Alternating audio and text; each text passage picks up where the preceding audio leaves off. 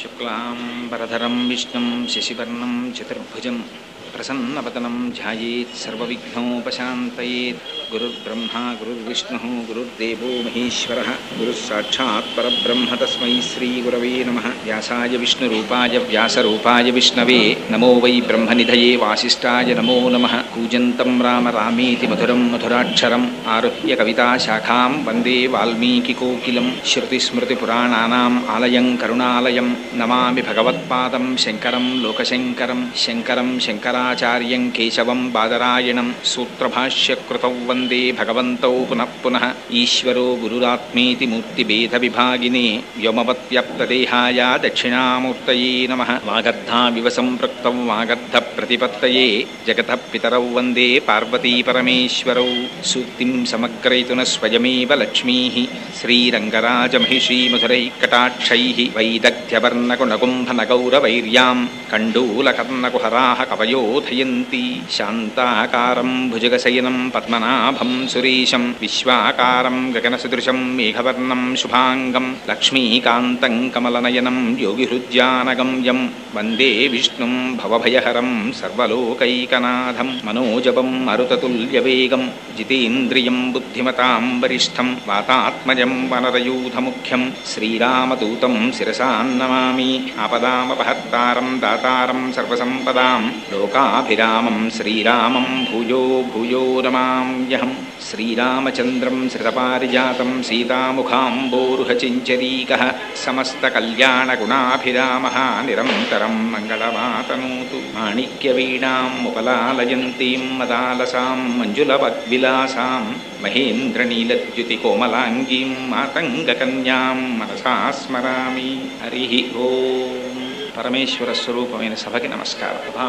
సభాపతిభ్యశ్చ ఓ నమో నమో అని రోజు రుద్రాధ్యాయంలో చదువుతుంటాం కదా. ఇక్కడ సభాపతి ఇద్దరు కూడా పరమేశ్వరుని యొక్క స్వరూపమే అంటుంది నమక చమకాలు. ఈ దేవాలయంలో పరమాత్మ నాతో కొంతకాలం క్రితం దేవీ భాగవతాన్ని, శివానందలహరిని, సుందరకాండని విజ్ఞాపన చేయించారు. చాలా అదృష్ట విశేషం. ఎందుచేత అంటే ఇక్కడ పరమాత్మని ప్రతిష్ఠ చేసేటప్పుడు అటువైపు ప్రాంగణంలో కూర్చుని సుందరకాండ ప్రవచనం చేసేటటువంటి భాగ్యాన్ని పరమాత్మ కల్పించారు. చాలా కాలం తర్వాత మళ్ళీ నేను ఈ ఆలయానికి వచ్చాను. ఇవాళ చూస్తే ఏదో కైలాస పర్వతం మీదకి వచ్చినట్లుగా ఉంది. అంటే నీకు ఇంతకు పూర్వం అనుభవం ఉందా అని అడగండి.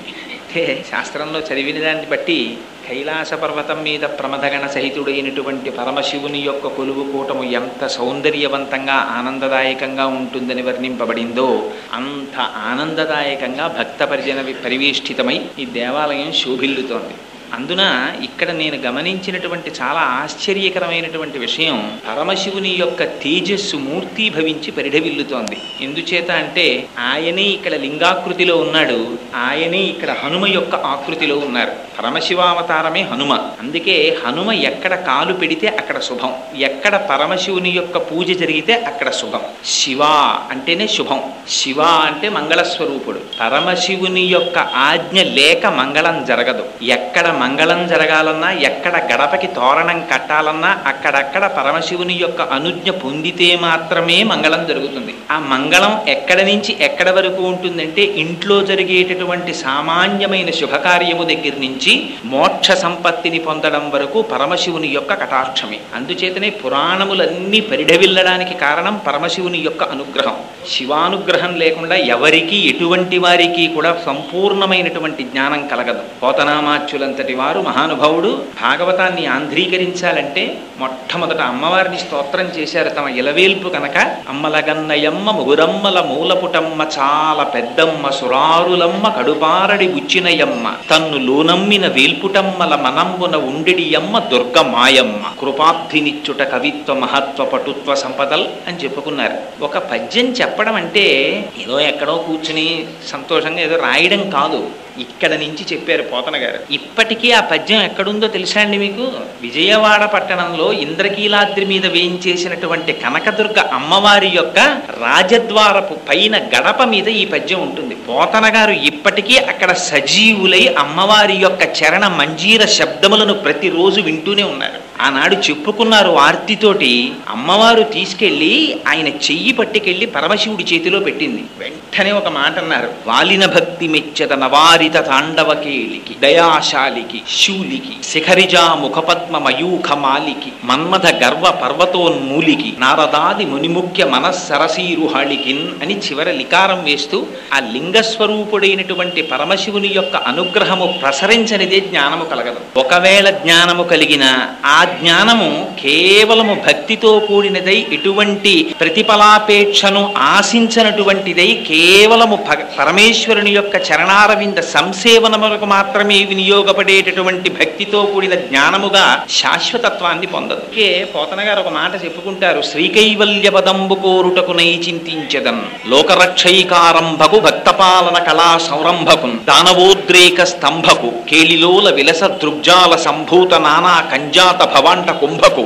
ఎంత గొప్ప మాటలో చూడండి. అంటే ఆ శివజ్ఞానం ఒకసారి కలిగిందా, పరమశివుని యొక్క అనుగ్రహం పొందాడా, ఎటువంటి మాటలు పడ్డాయో చూడండి ఆయన నోట్లోంచి. ఆయన ఎవరిని స్తోత్రం చేస్తున్నారట? నేను కృష్ణుడి గురించి చెప్తున్నాను అనలేదు పోతన గారు. దేని గురించి చెప్తున్నాను? నేను చెప్పుకున్నది శ్రీకైవల్య పదంబు చేరుటకునయి. నేను సత్కారం కోసం రాలేదు, నేను సన్మానాల కోసం రాలేదు, నేను బిరుదుల కోసం రాలేదు, మీరిచ్చే తాంబూలాల కోసం రాలేదు. నేను దేనికి చెప్పుకుంటున్నాను? భాగవతాన్ని. శ్రీకైవల్య పదంబు చేరుటకునయి పునరావృత్తి రహితమైనటువంటి శాశ్వత శివ సాయుధ్య స్థితికి అద్వైత సాంప్రదాయంలో కైవల్యం అని పేరు. అటువంటి శ్రీకైవల్య పదంబు చేరుటకునై చింతించదన్ లోకరక్షైకారంభకు. ఎవరినిట? లోక రక్షణకి ఆరంభం ఎక్కడి నుంచి? లయమైపోయినటువంటి లోకాల్ని మళ్ళీ ఉత్పత్తి చేయడం దగ్గర నుంచి. అందుకని సృష్టికర్తగా కొనియాడుతున్నారు. లోకరక్షైకారంభకు భక్త పాలన కళా సంరంభకు స్థితికారుడిగా శ్రీ మహావిష్ణువుగా ప్రార్థన చేస్తున్నారు. కేళిలోల భక్తపాలన కళా సంరంభకు దానవోద్రేక స్తంభకు లయకారకుడైనటువంటి పరమశివుడిగా స్తోత్రం చేస్తున్నారు. కేళిలోల విలస దృగ్జాల సంభూత నానా కంజాత భవాండ కుంభకు బ్రహ్మసూత్రాన్ని రాశారు. కేవలం తన దృష్టి చేత సమస్త ప్రపంచాన్ని సృష్టించగలిగినటువంటి శక్తియుతుడైన పరబ్రహ్మం ఎవరున్నారో ఆయన మహానందాంగన ఢింబకుడు అన్నాడు. బాహ్యంలో మహానందాంగన అంటే నందుని యొక్క భార్య కుమారుడైనటువంటి కృష్ణుడు నిరతిశయ ఆనంద స్వరూపుడు. ఆంతరమునందు ఖడ్గమాలా స్తోత్రంలో అమ్మవారికి ఓ పేరుంది మహానందమయీ అని. ఆ మహానందాంగన యొక్క ఢింబకుడు. ఎందుకని? కరాంగుళి నఖోత్పన్న నారాయణ దశాకృతి. అమ్మవారి 10 వేళ్లల్లోంచి ఆ కరాగ్రములయించి 10 అవతారములు వచ్చాయి. అందుకని ఆ మహానందాంగన ఢింబకుణ్ణి నేను స్తోత్రం చేస్తున్నానన్నారు. అందుకని ఎంతటి వారికైనా సరే తమ జ్ఞానము పరిపూర్ణతని పొందాలంటే పరమశివుని యొక్క కటాక్షము ప్రసరించనిదే అది నిలబడదు. అదిగో అటువంటి శివుణ్ణి కేశవుణ్ణి అభేదంగా ఈ మాసంలో పూజ చేస్తారు. అందుకే కృత్తికా నక్షత్రం చంద్రుడితో కలిసేటటువంటి మాసానికి కార్తీక మాసం అని పేరు. అందున దక్షిణాయనం అంతా కూడా అనుష్ఠానంతో కూడుకుంటున్నటువంటిది. ఈ దక్షిణాయనం అంతా కూడా చెయ్యవలసినది ఏమిటంటే భగవంతుణ్ణి తెలుసుకోవడానికి, భగవంతుణ్ణి ఆరాధించడానికి పాంచభూతాత్మికమైనటువంటి శరీరముతో ఈ లోకములో తిరిగేటటువంటి అదృష్టాన్ని పరమేశ్వరుడు ప్రసాదించాడు కనుక కర్మేంద్రియములతో జ్ఞానేంద్రియములతో సంఘాతమైనటువంటి ఈ శరీరమును తిరిగి పరమేశ్వర కైంకర్యములకు వెచ్చించడమే ఈ మాసంలో ప్రధానమైనటువంటి లక్షణం. అదిగో అటువంటి కార్తీక మాసంలో అసుర సంధ్యవేళలో, అందున ఈ అసుర సంధ్యవేళ పరమశివునికి అత్యంత ప్రీతిపాత్రమైనటువంటి సమయం. ఈ సమయంలో పరమాత్మ నాట్యం చేస్తారట. శివమూర్తి ఒక రకంగా ఉండదు, పరమశివుడు అనేక స్వరూపాలు. అసలు శివస్వరూపం ఎలా ఉంటుంది అన్నది చెప్పడం కూడా చాలా కష్టం. ఎందుకంటే శివుడికి ఒక మూర్తి కాదు, ఇలా ఉంటాడు అని చెప్పడం కుదరదు. ఒక్కొక్క మూర్తిగా ఉన్నప్పుడు ఒక్కొక్కటి చేత పట్టుకుంటాడు. ఒక్కొక్కసారి నిరాకారమైనటువంటి స్వరూపంతో లింగాకృతిలో ఉంటాడు. అక్కడ దేవాలయంలోకి వెళ్ళండి, ఏముంటుంది అక్కడ? ఒక శివలింగం ఉంటుంది. ఆ శివలింగం ఏమవుతుంది? లింగీయాత్. ఇది అనంతమైనటువంటి పరమాత్మకి గుర్తు. అక్కడ కరచరణాదులతో కూడిన మూర్తి ఉన్నాడా? ఉండడు. అందుకే లింగమును ఉపాసించడం అనేటటువంటిది ఉపాసనలో పై స్థాయితో కూడుకుంటున్నటువంటిది. అందుకే లింగోపాసన చేస్తే ఏం చేస్తారు? కేవలం అభిషేకం చేస్తారు. అభిషేకం చేస్తే ఏం చేస్తారు? నమక చమకాలు చెప్తారు. నమక చమకాలు చెప్తే ఏం చేస్తారు? దాని నిండా పరమాత్మ నువ్వు ఇలా ఉన్నావు, ఇలా ఉన్నావు, ఇలా ఉన్నావు, ఇలా ఉన్నావు అంటారు. అందులో ఎక్కడి నుంచి ఎక్కడి వరకు చెప్తారు? నమ పేన్యాయ చ సికత్యాయ చ నమ కపర్దినే చ వ్యుక్తకేశాయ చ నమ సహస్రాక్షాయ చ శతధన్వనే చ. ఇన్ని మాటలు ఒకసారి సిపివిష్ఠాయచ అంటారు, ఒకసారి కపర్ది అంటారు, పెద్ద జటాజూటం ఉంది నీకంటారు, రకరకాల పేర్లతో పిలుస్తారు. ఇదంతా ఏమిటి? జ్ఞాన సంబంధమైనటువంటి విశేషం. చేసే లింగానికి అభిషేకం చేస్తారు. అక్కడ కరచరణాదులతో కూడినటువంటి మూర్తి ఉంటాడా? ఉండడు. అలా లింగాకృతి దగ్గర నుంచి కరచరణాదులతో కూడినటువంటి మూర్తి వరకు పరమశివుని యొక్క స్వరూపం అనేక రకాలుగా ఉంటుంది. అసలు ఆ తత్వం తెలుసుకోవడంలో ఉంది జ్ఞానం అంతా. అందుకే శివుడని కేశవుడని భేదం చూపించకుండా అభేదంగా ఈ నెలలో సాలగ్రామానికి పూజ చేస్తారు. చేసి సాలగ్రామాన్ని దానం చేస్తారు. అదిగో అటువంటి పూజ ఎక్కడ జరుగుతోందో, అటువంటి ఉపాసన ఎక్కడ జరుగుతోందో అక్కడ జ్ఞానము ఒక పరిపూర్ణతని పొందడానికి దగ్గర పడుతున్నట్లు గుర్తు. అందుచేత ఈ కార్తీక మాసము పరమ పవిత్రం.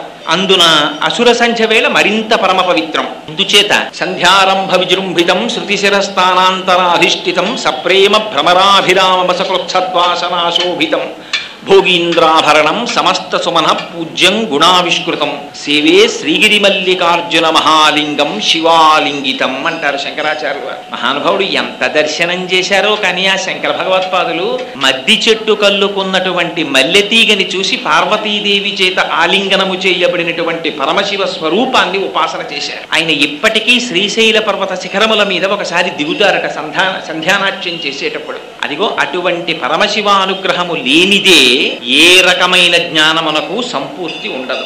ఆ పరమశివుడికి శివ సహస్రంలో ఒక విచిత్రమైనటువంటి పేరు ఒకటి ఉంది. ఏమిటో తెలుసా అండి? ఆ పేరు పటవే నమః అని పిలుస్తారు. పటవే నమః అంటే ఇది ఇలా ఉండాలి అని జగత్తులో అందరూ ఏ సిద్ధాంతాన్ని నమ్ముతారో దాన్ని మార్చి మరొక రకముగా చేయగలిగినటువంటి సమర్థతని పరిపూర్ణముగా పొందినటువంటి వాడు. ఇది ఇలా ఉండాలి అని మీరు అనుకున్నారనుకోండి, ఇది సంభవము కాదు అని మీరు అనుకున్నారనుకోండి, అది అలా ఉండకుండా చెయ్యగలిగిన వాడు. ఓ కాళ్ళు లేనివాడు ఉన్నాడు, వాడికి కాళ్ళు ఇవ్వగలిగిన వాడు. ఒకడు మృత్యువుకి లోనయ్యాడు, వాడిని తిరిగి బ్రతికించగలిగిన వాడు. ప్రపంచంలో అందరికీ ఏమిటి నమ్మకం? ఒకసారి యమధర్మరాజు గారి పాశము మెడలో పడిందా ఇక వాడి జీవితము అక్కడితో సరి.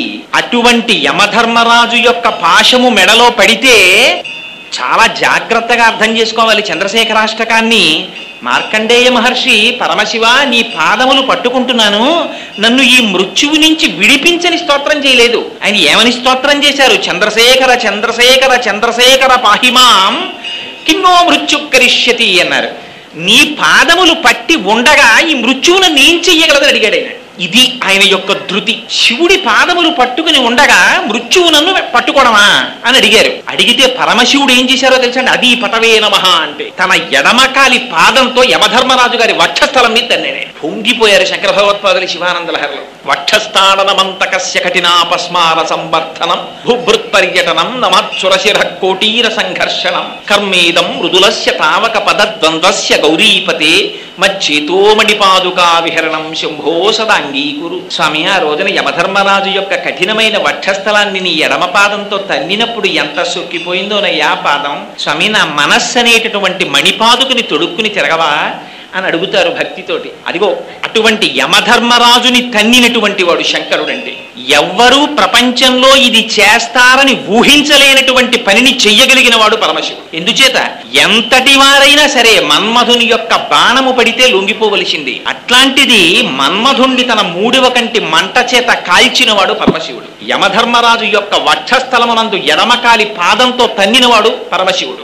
ఎవ్వరూ ప్రపంచంలో పట్టడం వీలు కాదు. ఆకాశంలోంచి కిందకి గంగ పడుతోందంటే తన జటాజూటాన్ని విప్పి నిలబడి గంగని ధరించినటువంటి వాడు పరమశివుడు. ఉపమన్యుడికి అమృత సముద్రాన్ని సృష్టించి ఇచ్చినవాడు పరమశివుడు. 1000 దివ్య సంవత్సరములు పార్వతీదేవితో కేలి విలాసాన్ని నడిపినటువంటి వాడు పరమశివుడు. ఆయన ఇది చేస్తాడని లేదు, ఇది చెయ్యడని లేదు. ఆయన్ని జ్ఞానం చేత తెలుసుకోవడం కుదరదు, భక్తి చేత లొంగిపోకపోవడం అన్నది ఉండదు. శంకర భగవత్పాదులు పొంగిపోతారు శివానందలో. ఇంతటి పరమశివుడు తెలుసుకుందామంటే తెలియబడనటువంటి వాడు. మీరు అభిషేకం చేస్తే హడిలిపోతారు. మొట్టమొదటే ఉభయతర నమస్కారంతో మొదలవుతుంది. నమస్తే రుద్రమన్యవ ఉతోత ఇషవే నమః. స్వామి, నీకు కోపానికో నమస్కారం. ఏమిటి స్వామి ఇవాళ బాణాలు పట్టుకున్నావు? ఆ ములుకులు ఇలా కిందకి పెట్టేసేయి. పిల్లలం ఏమిటి మా మీద బాణాలు పట్టుకున్నావు అని ఉభయతర నమస్కారంతో ప్రారంభిస్తారు రుద్రాన్ని. అలాంటిది అటువంటి పరమశివుణ్ణి తెలుసుకోవడమే. అటువంటి వాడు ఒక్క మారేడు దళానికి లొంగిపోతాడు.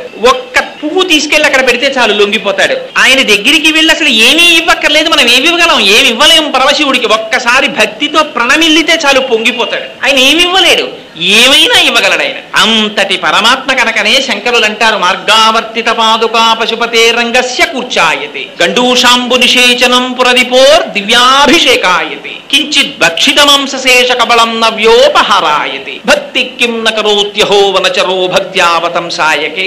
స్వామి, ఆనాడు తిన్నడు ఏమి తెలుసని, ఏమి జ్ఞానం ఉందని, ఏమి శాస్త్రం చదువుకున్నాడు, ఏ వేదం చదువుకున్నాడు, వచ్చి నోట్లో నీళ్లు తెచ్చుకొచ్చి ఉమిస్తే దాన్ని అభిషేకంగా స్వీకరించావు కదా తండ్రి అంటారు.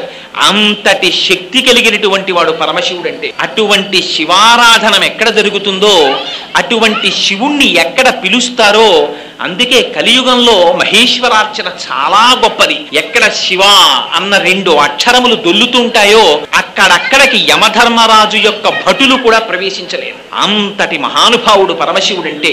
ఆయన చేసినటువంటి మహోత్కృష్టమైనటువంటి లీల ఆ గంగమ్మ తల్లిని తన శిరస్సునందు ధరించడం. అందుకే ఈయనకి గంగాధరుడు అని ఒక నామం. శంకరుడు చేసినటువంటి లీలలు అతిమానుషమైనటువంటి చేష్టితములు. అది ఎవ్వరూ ఊహించలేరు, చెయ్యలేరు. అదిగో ఆ గంగ ఎంత చిత్రమైనదంటే, ఇప్పటికీ మనకి సంప్రదాయంలో ఒక రహస్యం ఉంది. మీరు పూజ చెయ్యాలి అని కూర్చున్నారనుకోండి, మీరు తెచ్చుకున్నటువంటి లౌకికమైనటువంటి జలముల చేత మీరు ఏ పూజ చెయ్యడానికి పనికిరాదు. అందుకని ఏం చేస్తారు, అక్కడ ఒక కలశపాత్రని పెట్టి అందులోకి గంగే చ యమునే చైవ గోదావరి సరస్వతి నర్మదే సింధు కావేర్యౌ జలేస్మిన్ సన్నిధిం కురు అని అడుగుతారు. అందులో మొట్టమొదట గంగానది పేరు చెప్తారు. అమ్మా, నువ్వు వచ్చి నీళ్లలో ప్రవేశించమ్మా అని ఒక పువ్వు పట్టుకుని తిప్పుతారు. దాని మీద చేతిని ఆచ్ఛాదిస్తారు. ఆ తర్వాత ఆ నీటిని తీసి ఏదో ఉమామహేశ్వర పూజార్థం దురితక్షయకారకాః కలశోదకేన దేవం ఆత్మానం పూజాద్రవ్యాణి చ సంప్రోక్ష్య అని ఆ నీళ్లు జల్లితే అప్పుడు పూజార్హత కలుగుతుంది. అంతటి శక్తివంతమైనటువంటి గంగానదిని మీరు తెచ్చుకున్న లౌకిక జలములలోకి ఆవాహన చేస్తే తప్ప ఆ నీటికి పవిత్రత ఏర్పడడం లేదంటే, ఇంకా తనంత తానుగా గంగ ఎంత పరమ పవిత్రమైనటువంటిది. ఆ గంగకి పవిత్రత ఎక్కడి నుంచి వచ్చింది? అంత పవిత్రత. ఆ గంగని పరమశివుడు ఎందుకు ధరించవలసి వచ్చింది? ఆయనకి గంగాధర అన్న నామం ఎందుకు వచ్చింది? ఇవాళ ఈ గంగావతరణం అనేటటువంటి సన్నివేశాన్ని చెప్పించాలనేటటువంటి ప్రచోదనం వెనకాతల ఉన్నవాడు కూడా పరమశివుడు. ఎందుచేత నేను ఈ మాట అంటున్నానో తెలుసా అండి? ఏ మాట తగినంత ఆధారము లేకుండా నిష్కారణంగా నేను చెప్పను. మహాభారతంలో అనుశాసనిక పర్వంలో ఒక మాట ఉంది. గంగ అంటే ఏమిటండి అని అడగాలన్నా, గంగావతరణము యొక్క కథ వినాలన్నా, గంగావతరణము చెప్పాలన్నా, గంగను చూడాలన్నా, గంగలో మునక వెయ్యాలన్నా, గంగని త్రాగాలన్నా, ఈ 6 పనులు చెయ్యడానికి పరమశివుని యొక్క అనుగ్రహము కుదిరితే తప్ప వాడు చెయ్యలేడు. ఎందుకని? గంగావతరణము యొక్క కథ విన్నంత మాత్రము చేత కొన్ని 100 జన్మముల క్రింద చేసినటువంటి పాపముల యొక్క సంచితము భస్మమైపోతుందని చెప్పారు. అంత పరమ పవిత్రం. శ్రీమద్ రామాయణం బాలకాండలో వాల్మీకి మహర్షి చెప్పుకున్నారు గంగావతరణ ఘట్టాన్ని. నిష్కారణంగా చెప్తారా? దాని వెనకాతల ఎంత పవిత్రత లేకపోతే ఈ కథ చెప్పారు. రాముడు 1కి 10 మార్లు అడిగి చెప్పించుకున్నాడు విశ్వామిత్రుడి చేత. విశ్వామిత్రుడు ముందు సంక్షిప్తంగా చెప్పాడు గంగావతరణాన్ని. ఒప్పుకోలేదు రామచంద్రమూర్తి. నాకు ఇంకా వినాలనుంది గురుదేవా, త్రిపథగగా అసలు ఆ గంగ ఎందుకు అవతరించింది నాకు చెప్పవలసింది అని గురువు యొక్క పాదములు పట్టి ప్రార్థిస్తే, తన శిష్యుని యొక్క దైన్యమును చూసి ఉండలేక, ఆయన యొక్క ఆర్తిని చూసి చెప్పకుండా ఉండలేక, నిండిపోయినటువంటి బింది అంచుల నుండి నీరు కారిపోయినట్లు తాను అనుభవించినటువంటి భగవంతుని యొక్క వాత్సల్యాన్ని గుణాన్ని తనలో దాచుకోలేక విశ్వామిత్రుడి యొక్క నోటి నుండి వాక్కులై ప్రవహిస్తే వచ్చినటువంటి కథ గంగావతరణం. అంత పరమ పవిత్రమైనటువంటి గంగావతరణం గురించి ఒక మాట చెప్తారు. ఏమా మాట?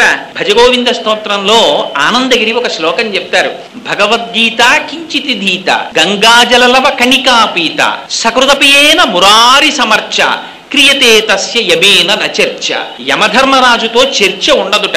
ఏమిటి యమధర్మరాజుతో చర్చ? మేము ఎప్పుడైనా పిలిచామా డిస్కషన్స్కి అంటే? ఉంటుంది చర్చ. ఎప్పుడు ఉంటుంది?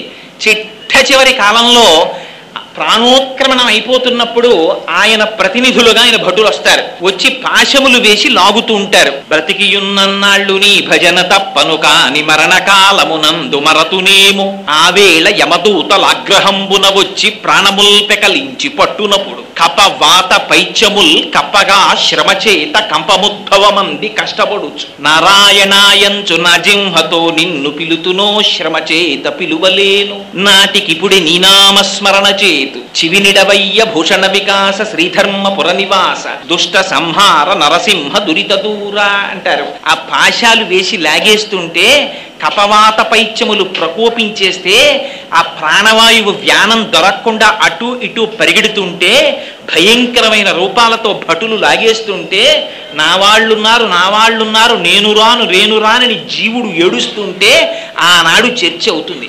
అంత బాధ అక్కర్లేదుట. అసలు యమధర్మరాజు గారు దగ్గరికి రావలసిన అవసరం ఉండదట. సాక్షాత్తుగా పార్వతీ పరమేశ్వరులు వచ్చి దర్శనమిచ్చి ఓం త్రయంబకం యజామహే సుగంధిం పుష్టివర్ధనం ఉర్వారుకమివ బంధనాన్ మృత్యోర్ముక్షీయమామృతాత్ అంటుంది మృత్యుంజయ మహామంత్రం. పండిపోయిన దోస పండు ముచిక నుంచి విడిపోయినంత తేలికగా పాంచభౌతికమైనటువంటి శరీరములోంచి ప్రాణము విడువడి పరమాత్మ యొక్క పాద సన్నిధానమును చేరుకునేటటువంటి అనాయాస మరణము లభించాలంటే ఎక్కడెక్కడ భగవద్గీతలోని ఒక్క శ్లోకమును అర్థము చేసుకుని చదివి అనుష్ఠానము చేసిన గంగాజలలవ కణికాపీత ఒక్క గంగ చుక్క నోటిలోకి స్వీకరించిన క్రియతే తస్య మురా ఒక్కసారి జీవితంలో మురారి అంటే మురా అంటే రాక్షసిని సంహరించినటువంటి శ్రీ మహావిష్ణువు యొక్క అర్చనము చేసిన క్రియతే తస్య యమేన నచర్చ అటువంటి వారికి యమధర్మరాజుతో సంవాదం లేదుట.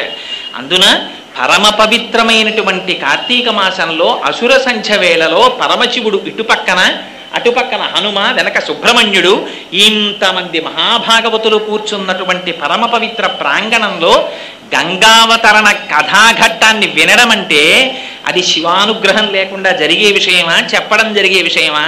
అందున పవిత్ర వృక్షములు అని ఈ మధ్య తిరుమల తిరుపతి దేవస్థానం వాళ్ళు ఒక పుస్తకాన్ని రిలీజ్ చేశారు. ఇలా ఎక్కడైనా రావి చెట్టు, వేప చెట్టు ఒకదాని పక్కన ఒకటి నిలబడితే వేప చెట్టు పురుష స్వరూపం, రావి చెట్టు స్త్రీ స్వరూపం. ఈ రెండింటి పక్క నుంచి వచ్చేటటువంటి గాలి చేత సంతానమును పొందడానికి ప్రతిబంధకమైనటువంటి రోగము లోపల ఉన్నట్టయితే అటువంటి రోగమును విరిచెయ్యగలిగినటువంటి ఓషధీతతో కలిగినటువంటి గాలి ఆ కొమ్మల నుంచి వస్తుంది. అందున క్రింద స్వామి సుబ్రహ్మణ్యుడుండగా, పరమశివుడుండగా, సాక్షాత్తుగా దేవతావృక్షములు ఇక్కడ నిలబడి ఉండగా, అందున పరమశివుడికి హరికేశాయోపవీతి నే పుష్టానాం పతయే నమో నమో అని పేరు. ఆయన ఆకుపచ్చటి ఆ చెట్లన్నీ ఆయన శిరోజములుగా ఉంటాయి. అటువంటి పరమ పవిత్ర ప్రాంగణంలో ఇవాళ గంగావతరణం అనేటటువంటి కథాఘట్టాన్ని చెప్పాలి అని మనం సంకల్పిస్తే అవుతుందా?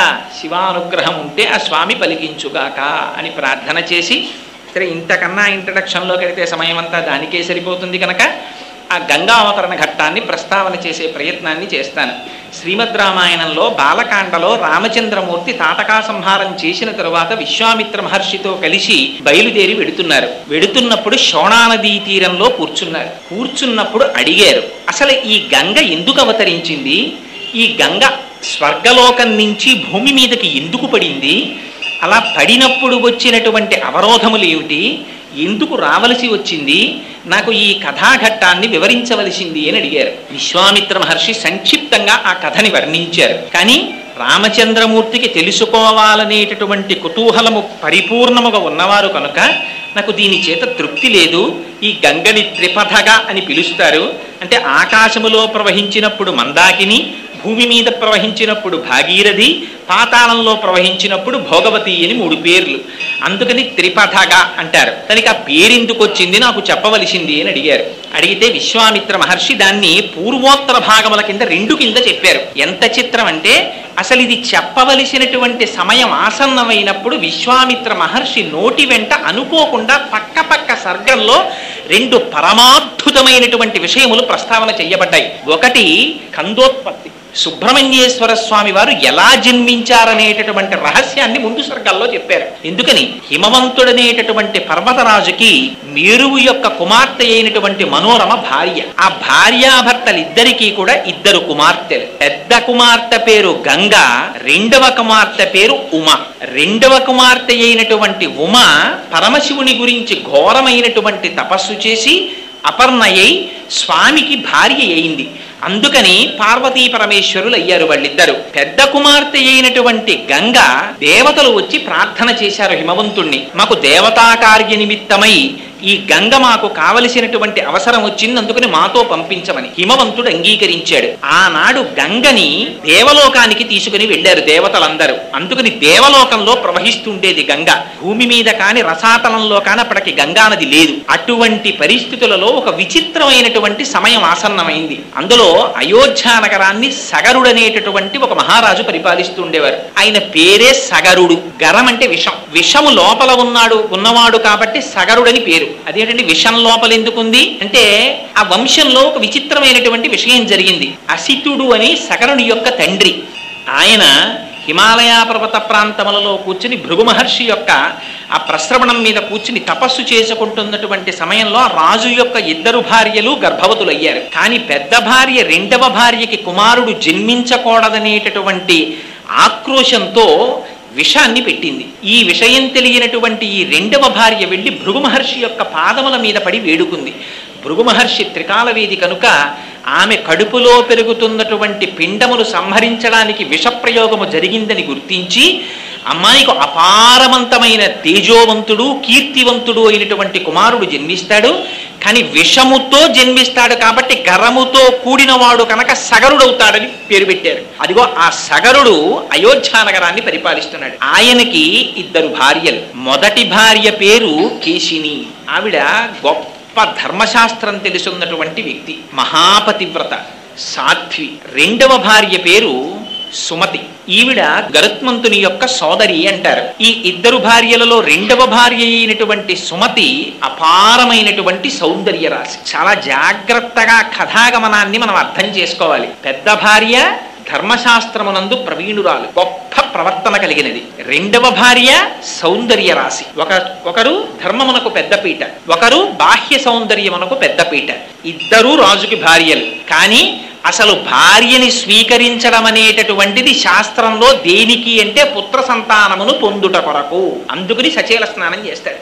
రఘువంశంలో కాళిదాస మహాకవి చెప్తారు, రఘుమహారాజు గారు భార్యతో కలిసి ఎందుకు జీవితం చేశారు అంటే కుమారుణ్ణి పొందుట కొరకు అన్నారు. అందుకని అటువంటి పుత్ర సంతానమును పొందుట కొరకు 2 భార్యలను స్వీకరించినప్పటికీ కూడా సగర చక్రవర్తికి సంతానం కలగలేదు. కొంతకాలం యవ్వనం గడుస్తున్నంతసేపు భార్యలతోడి వ్యామోహముతో కూడిన జీవితము జరిగిపోతుంది. కానీ కొంతకాలము గడిచిన తరువాత అదే కాలము మార్పు తీసుకొస్తుంది. అందుకే వ్యాస భగవానుడు దేవీ భాగవతంలో అంటాడు, కాలోహి బలవాన్ కర్త సతతం సుఖదుఃఖయోహో నరాణాం పరతంత్రాణం పుణ్యపాపానుయోగతః. కాలం చాలా బలవత్తరమైనటువంటిది. అదే పుణ్యపాపాలకు ఫలితాన్ని ఇస్తుంది. ఇవాళ సంతోషంగా ఉంటుంది, వేరొక రోజున ఇవాళ చాలా సంతోషంగా ఉంటుందని నిద్రలేస్తాడు, చాలా దుఃఖంతో నడుస్తుంది. ఈవిడ ఎలా ఎందుకు నడుస్తుంది? నరాణాం పరతంత్రాణం, మనం చెయ్యగలిగినది ఏం లేదు. కాలోహి బలవాన్ కర్త, కాలం నడిపిస్తుంది. ఆ కాలచక్ర పరిభ్రమణంలో సగర చక్రవర్తికి ఆర్తి కలిగింది. అయ్యో నాకు బిడ్డలు కలగలేదు, నా వంశం నిలబట్టం లేదు, రాజ్యాన్ని నా తదనంతరం పరిపాలన చేసేవాడు ఎవరు అని. ఆనాడు ఏదైనా ఇబ్బంది వస్తే వెంటనే రాజులు చేసినటువంటి పని పరమేశ్వరుని యొక్క పాదములు పట్టుకునేవారు, పెద్దలైనటువంటి మహర్షుల యొక్క పాదములు పట్టి పూజ చేసేవారు. అందుకని వెంటనే హిమవత్ పర్వతానికి చేరుకున్నాడు. అక్కడ భృగు ప్రశ్రవణము అనేటటువంటి ఒక పర్వతం మీద కూర్చుని అపారమైనటువంటి తపస్సు చేశాడు 100 సంవత్సరములు. భృగు మహర్షి గొప్ప ధర్మవేత్త. ఆయన ప్రీతి చెందారు. ప్రీతి చెంది మహారాజు గారి దగ్గరికి వచ్చి అడిగారు, సగరా నీకు అపారమైనటువంటి తేజస్సు కీర్తి కలగాలని ఆశీర్వచనం చేస్తున్నాను, దీనితో పాటుగా నీ 2 భార్యలలో ఒకరికి వంశకరుడైన కుమారుడు జన్మిస్తాడు. ఆ మాటలు చూడండి ఎలా ప్రయోగిస్తారో.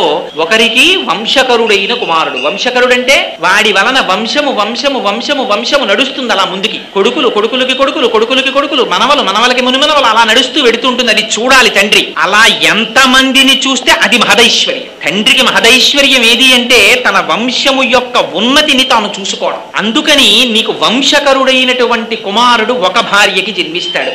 మహోత్సాహవంతులైనటువంటి 60,000 మంది కుమారులు ఒక భార్యకి జన్మిస్తారు అంతే చెప్పాడు భృగువు. కానీ ఆర్తి పెరిగిపోయింది ఇద్దరు భార్యలకి.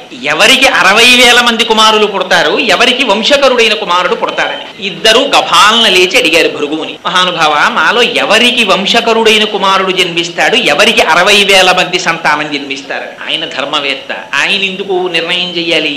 ఆయన అన్నారు మీలో ఎవరు ఏది కోరుకుంటే అలా జన్మిస్తారన్నారు. అందుకని పెద్ద భార్య ధర్మము తెలిసినదన్నారు, రెండవ భార్య సౌందర్యవతి అన్నారు. చూడండి ఎక్కడెక్కడ ఏ మాట ఎలా పెట్టాలో, పేరెలా పెట్టాలో కూడా మనకి నేర్పుతారు మహర్షులు. కోసలరాజు కూతురు కాబట్టి కౌసల్య, కేకయ్య రాజు కూతురు కాబట్టి కైకేయి దశరథ మహారాజు గారికి. మరి సుమిత్రకి తండ్రి లేడా? ఉన్నారు కదా రాజుగారు, ఆయన తండ్రి పేరు ఎందుకు పెట్టరు? ఆవిడ తండ్రి పేరు పెట్టరు. మిత్రుడు అని అందరినీ పిలవకూడదు.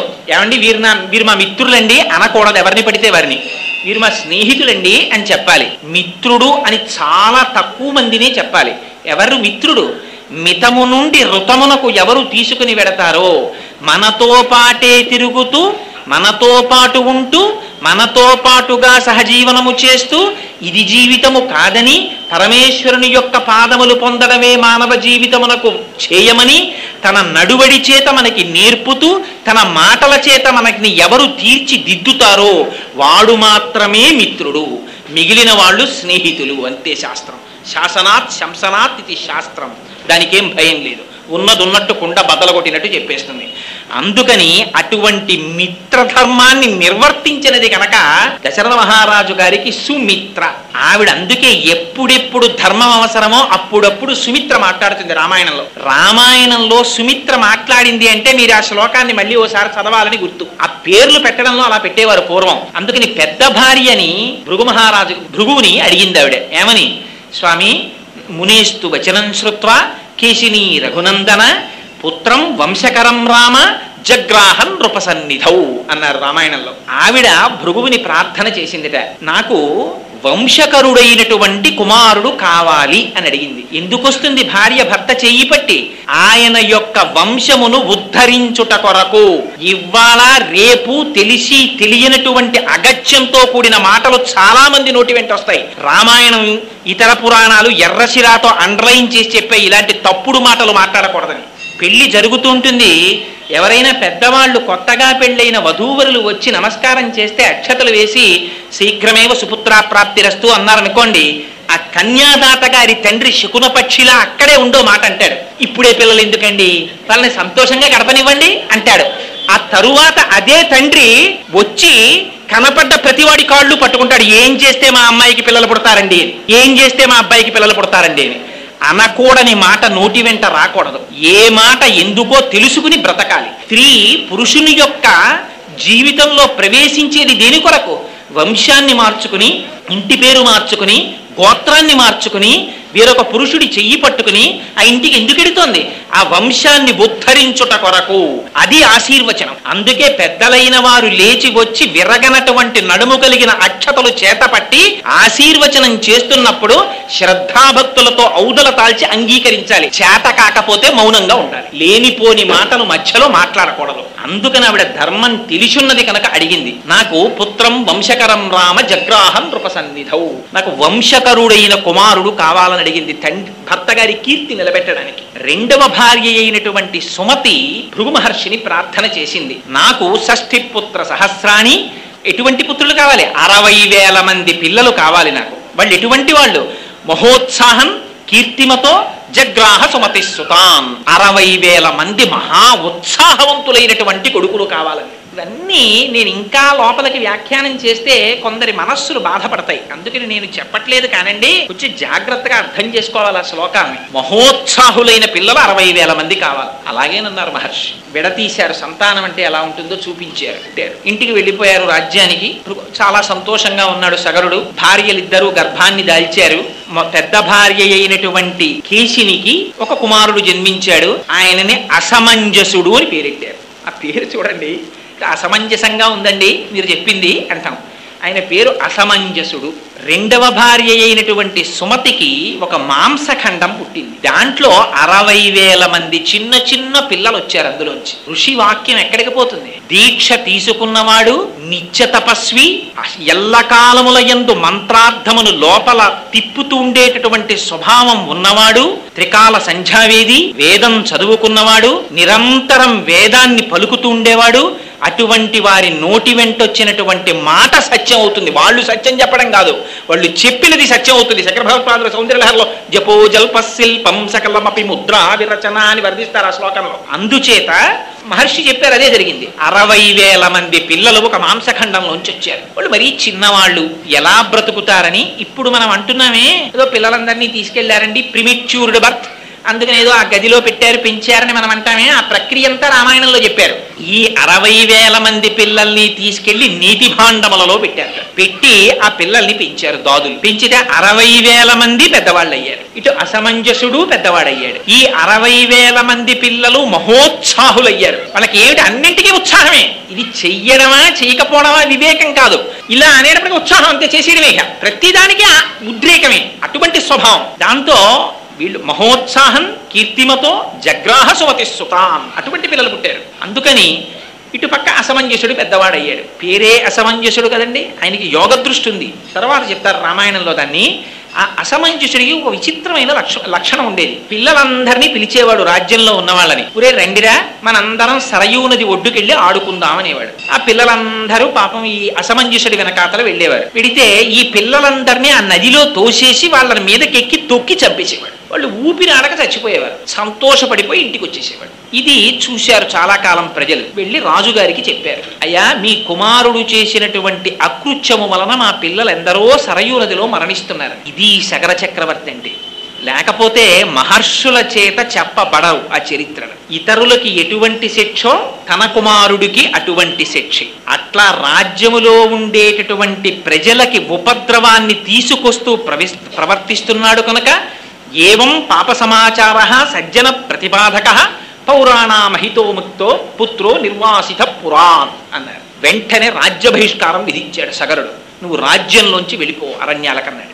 వెళ్ళిపోయాడు అసమంజసు. ఆయనకొక కుమారుడు ఉన్నాడు, వంశకరుణ్ణి కదండి కోరుకుంది మరి, అందుకని అంశుమంతుడు. ఆ అసమంజసుని యొక్క కుమారుడి పేరు అంశుమంతుడు. ఆ అంశుమంతుడు మాత్రం శకర చక్రవర్తి దగ్గర ఉండిపోయాడు. అసమంజసుడు అరణ్యములకు వెళ్ళిపోయాడు. చాలా కాలం అయిపోయింది, పెద్దవాడైపోయాడు శకర చక్రవర్తి. ఆయనకి అశ్వమేధ యాగం చెయ్యాలనిపించింది.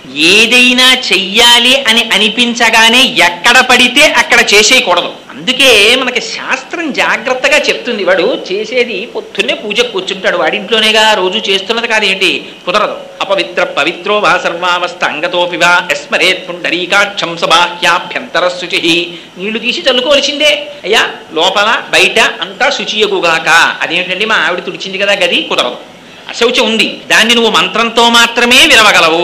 మా ఇంట్లో భూతాలు ప్రేతాలు రావండి, హనుమవి పెద్ద పెద్ద విగ్రహాలు పెట్టాం, కుదరదు. ఉత్తిష్టంతు భూత పిశాచాః ఏతే భూమి భారకాః చెప్పవలసిందే, దాంతో పాటు వస్తాయి. అందుకని శాస్త్రం అలాగే మాట్లాడింది. అందుచేత వంశకరుడైనటువంటి కొడుకు కనుక అంశుమంతుడు ఉన్నాడు. ఆ అంశుమంతుడితో అశ్వమేధ యాగం చేయాలంటే ఎక్కడ చెయ్యాలని ఆలోచించాడు. ఎక్కడ పడితే ఎక్కడ, ఏది పడితే అది చెయ్యడం కుదరదు. అందుకని అవతల హిమవత్ పర్వతానికి ఇవతల వింధ్య పర్వతానికి మధ్యలో ఉన్న ప్రదేశాన్ని ఆర్యావర్తము అంటారు. అది యజ్ఞభూమి, పరమ పవిత్రమైనటువంటి భూమి. జటావల్లభుల పురుషోత్తం గారు మహానుభావుడు వ్యాఖ్యానం చేశారు ధర్మమంజరిలో. నిజంగా అసలు భారతదేశంలో ఇటువంటి యజ్ఞభూమిలో పుట్టడమే మన అదృష్టం అన్నారు. అందుకని ఇది యజ్ఞభూమి కనుక సగర చక్రవర్తి ఆ ఆర్యావర్తంలో అశ్వమేధ యాగం చెయ్యాలని తలపెట్టాడు. దీక్షితుడై రాజు కూర్చున్నాడు. గుర్రాన్ని విడిచిపెట్టారు. దానికి 60,000 మంది కుమారులు సగరుల్ని పిలిచాడు సగర చక్రవర్తి. మీరు 60,000 మంది ఉన్నారు, మీరందరూ కలిసి ఒక పని చెయ్యండి. ఇంద్రుడు ఎక్కడో దాచుంటాడు భూమి మీద. 60,000 యోజనముల విస్తీర్ణము కలిగినటువంటి ఈ భూమండలాంతంతటినీ కూడా మీరు ఒక్కొక్కరు ఒక్కొక్క యోజనం చొప్పున వెతికేయండి. ఎలా వెతికేస్తారో తెలుసా? యోజనాయామ విస్తారమేకైకోధరణీతలం వివిధ పురుష వ్యాఘ్ర వజ్రస్పర్శ సమైర్ణఖైహి అన్నాడు. అలా ఇలా వెతకడం కాదు, మీ గోళ్లు వజ్రాల్లో ఉంటాయి. ఒక్కొక్కడు ఒక్కొక్క యోజనం భూమిని మట్టినంతటిని పెళ్లగించేయండి. నాగళ్లు పెట్టి తవ్వేయండి, గుణపాలు పెట్టి చీల్చేయండి. ఎక్కడ దాచాడో వెతికి గుర్రాన్ని పట్టండి. మొత్తం భూమండలం వెతికేయండి, బయలుదేరండి అన్నాడు. 60,000 మంది బయలుదేరారు తండ్రి శాసనానికి. యోజనాయామ విస్తారమేకైకో ధరణీతలం, భూమినంతటినీ చీల్చేస్తున్నారు, గుణపాలు పెట్టి తవ్వేస్తున్నారు, గోళ్లతో విచ్చేస్తున్నారు. ఇది చూశారట దేవతలు. చూసి దేవతలందరూ పరుగు పరుగున బ్రహ్మగారి దగ్గరికి వెళ్ళారట. ఎందుకంటే వాళ్ళు అలా చేస్తే వీళ్ళు వెళ్ళడం ఎందుకు అంటే, మనం చాలా జాగ్రత్తగా గుర్తు పెట్టుకోవాలి ఈ రహస్యాలు. కొందరికి ఒక అలవాటు ఉంటుంది, వాడు ఉట్టినే కూర్చుంటాడు, తృణములను గిల్లేస్తుంటాడు, ఇలా కూర్చుంటాడు, అక్కడే ఉన్న గడ్డి పరకల్ని తుప్పేస్తుంటాడు. ఒక్కొక్కడు మాట్లాడుతుంటాడు, అక్కడ ఉన్న కొమ్మ వంచి ఆకు తుంపేస్తాడు, ఒకడు మొగ్గ తుంపేస్తాడు. దానికి ఏమీ శాస్త్రంలో నిషిద్ధం, అనవసరంగా ఏదీ చేయకూడదు. 60,000 మంది 60,000 యోజనముల భూమిని నిష్కారణంగా దున్నేసి తీసేస్తున్నారు భూమిని. అందుకని వెళ్ళారు వాళ్ళు. భూమి యొక్క స్థితి మారిపోతోంది. ఎంతమంది వెళ్ళారట? 12 మంది ఆదిత్యులు వెళ్ళారు, ఏకాదశ రుద్రులు వెళ్ళారు. 12, 11, 23, 23 దాంతో పాటుగా అష్ట వసువులు వెళ్ళారు. 23, 8, 31 2 అశ్వినీ దేవతలు వెళ్ళారు. 33 ఆ 33 కోట్ల దేవతలు, అంటే మొత్తం దేవతాగణాలన్నీ వెళ్ళాయి. ఇది మనం చాలా జాగ్రత్తగా జ్ఞాపకం పెట్టుకోవలసిన మాట. ఎందుకంటే ఇంతలా రాయడం అసలు అంటే, పోతన గారు భాగవతంలో మాట అంటారు, పరహితము చేయునెవ్వడు పరమహితుండగును భూత పంచకమునకున్ పరహితమే పరమధర్మము పరహితునకు నెదురు లేదు పర్వేందుముఖి. పంచభూతముల చేత మనం బ్రతుకుతూ ఉంటాం. అటువంటి పంచభూతములను నిష్కారణముగా ఎవడు హింసిస్తాడో వాడు కూడా ఆ పంచభూతముల చేతనే బాధింపబడతాడు. పొద్దున్నే ప్యాసింజర్ ఎక్కుతారు, చక్క చల్లటి గాలేస్తుంటుంది, ఇలా కిటికీ అద్దం విప్పి అమ్మయ్య ఇంత సస్యకేదారాల సరసగాంధారాలు అని దాన్ని మించొచ్చే గాలి పీలుస్తూ వెడుతుంటే గభాలన నోట్లో పెట్టుకుని శ్వేతకాష్ఠాన్ని వెలిగిస్తాడు ఒకడు. అంతే, దాంట్లోంచి ఎక్కడ లేని పొగ. నువ్వు అన్నం తిన్నావా అని అడగడు ఎదురువాడిని, నువ్వు మంచినీళ్లు తాగావా అని అడగడు, నువ్వు కాఫీ తాగావా అని అడగడు. ఇక్కడ మాత్రం పంక్తి లోపం ఉండదు, పెట్టె తీసి చేతి ముందెడతాడు. వాడు కూడా నియమభేదం లేకుండా గబగబా వాడు కాలుస్తాడు. కానీ నీ వెనక కూర్చున్నవాడి పరిస్థితి, పసిపిల్లలు ఉన్నారు, తల్లులు ఉన్నారు, ఆడవాళ్ళు ఉన్నారు, పొద్దున్నే కడుపులో తిప్పితే బాధపడేవాడు ఉన్నాడు. నీ నోట్లోకి పీల్చి నువ్వు వదిలిన ఎంగిలి గాలి వాడు పీల్చాలా?